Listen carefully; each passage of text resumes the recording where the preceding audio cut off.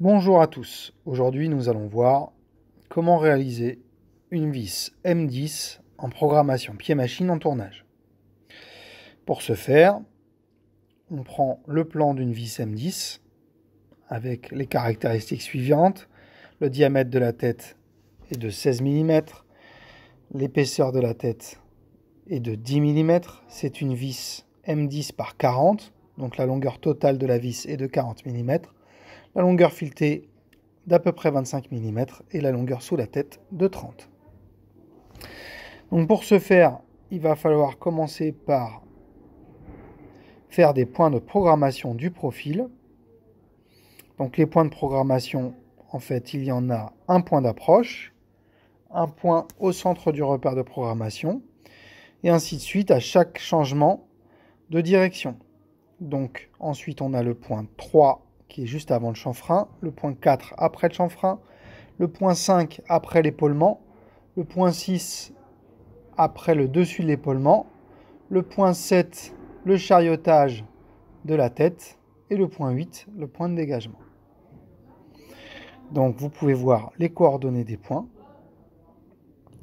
Ensuite, sur la machine, nous avons besoin de 3 outils.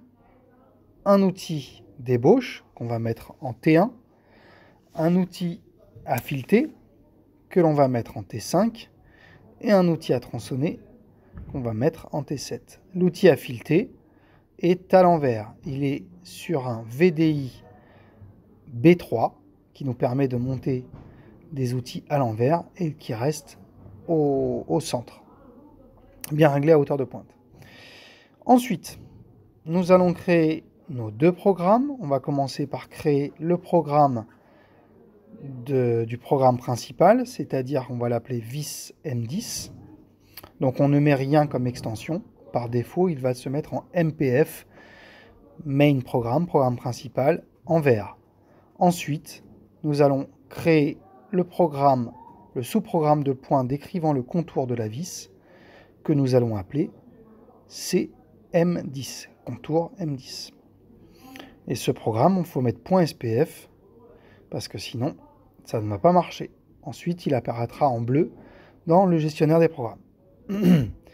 Ensuite, dans le programme MPF, nous allons commencer par insérer un bloc d'initialisation que nous allons renseigner. Nous allons renseigner juste le G54, c'est-à-dire que dans les offsets, ça nous ramène à la ligne G54, c'est-à-dire notre deck Z. Nous verrons un peu plus tard comment régler ce deck Z. Ensuite, nous insérons un bloc de changement d'outil. Donc nous appelons T1, D1. Cet outil tourne en M4 à la fréquence de rotation de 2000 tours par minute et il avance à 0,1 mm par tour. Ensuite, nous associons à cet outil une opération. Et cette opération, c'est le chariotage, l'ébauche paraxiale sur l'axe Z. Il faut renseigner les différents critères dans ce cycle. Nous commençons par renseigner le nom du sous-programme, qui va s'appeler donc CM10, comme on l'a fait tout à l'heure. Ensuite, la profondeur de passe, donc 1 mm par passe. Ensuite, la surépaisseur de finition compatible avant contour, 0,2 mm de chaque côté, donc longitudinal et axial. Ensuite, l'avance pour l'ébauche, 0,1. L'avance pour la finition, 0. L'avance pour la pénétration, pardon, 0,1. L'avance pour la finition, 5 centièmes. Nous sommes en cycle 9, c'est-à-dire que nous allons réaliser l'ébauche et la finition avec le même outil. Ensuite, nous allons insérer un nouvel outil. Donc ce sera l'outil à fileter. Cet outil, on va le mettre en T5D1. Nous allons le faire tourner à 500 tours par minute en M3. Pourquoi en M3? Parce qu'il est monté à l'envers sur un VDI B3. On ne voit pas la plaquette. Ensuite, on va avancer à 0,1 et le point d'approche, comme tout à l'heure, nous le supprimons. Ensuite, dans notre programme principal, nous allons ajouter un cycle de tournage, un cycle de filetage. Donc le pas de vis, c'est 1,5. Le point de départ du filetage, c'est 2 mm avant l'OP. Le point final du filetage, c'est à moins 25 mm. Le diamètre du filetage au point de départ, c'est 10 mm. Le diamètre du filetage au point d'arrivée, c'est 10 mm aussi. Trajet d'approche, on s'en occupe pas puisqu'on a donné notre approche dans le SPL, 2 mm. La profondeur du filet, c'est un calcul, je vous renverrai à la page du calcul de TDEP, pardon. On arrive à 0,92 mm. Pas de décalage du point de départ. Le nombre de passes d'ébauche, c'est 10. Et après, nous ne changeons pas les différents paramètres de la fin du cycle. Il n'y a plus qu'à valider. Ensuite, nous ajoutons un cycle de tronçonnage. Donc le cycle de tronçonnage existe bien sur la machine, mais je le trouve très complexe. Donc nous allons programmer les quelques points nécessaires à l'obtention de ce tronçonnage. Donc avant le tronçonnage, comme vous avez pu le remarquer sur une vis M10, il y a un petit chanfrein, un petit congé, pardon. Ce petit congé, on va mettre un rayon de 1 mm, et donc on va venir programmer le congé. Comme vous faites la jauge de l'outil à tronçonner sur la partie gauche de la plaquette, on va prendre en compte la taille de la plaquette dans les coordonnées de programmation. Donc il y a 4 points de programmation, le point d'approche, le point où je viens tangenter sur le diamètre 16, le point où je réalise mon congé de 1 mm de rayon en G3, et le point en X-1 où je viens tronçonner. J'appelle mon outil à tronçonner et je règle ces différents paramètres. L'outil à tronçonner se trouve dans le logement numéro 7 avec le correcteur D1. On va renseigner M4 S2000. Donc je tourne en M4 à la fréquence de rotation de 800 tours par minute. 800 tours par minute. Ensuite, je suis à 0,1 d'avance par dent.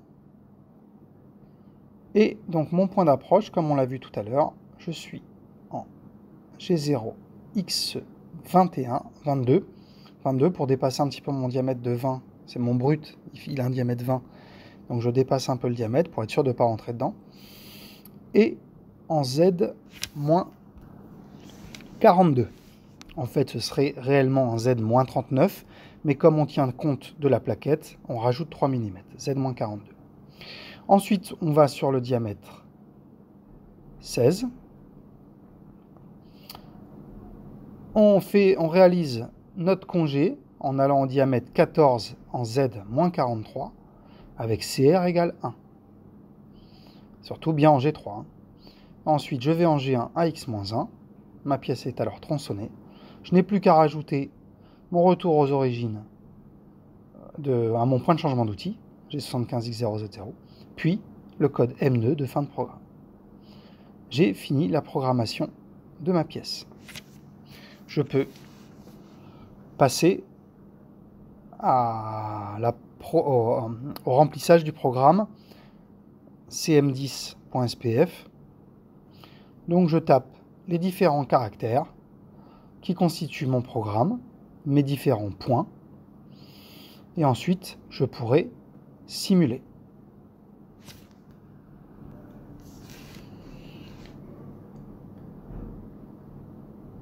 Une fois que vous avez tapé tous les points correctement, vous pouvez simuler et observer que le profil de la vis apparaît alors à l'écran. C'est ce que nous voulons. Nous voulons travailler sur ce profil-là. Une fois que cette simulation est faite, nous pouvons faire la simulation complète de l'usinage, la simulation du point MPF. Vous lancez la simulation en mode auto et vous voyez le déroulé du programme sur le pupitre, sur l'écran du pupitre, avec le chariotage ébauche, en ébauche paraxiale par rapport à l'axe Z, puis la finition, ensuite le filetage en 10 passes,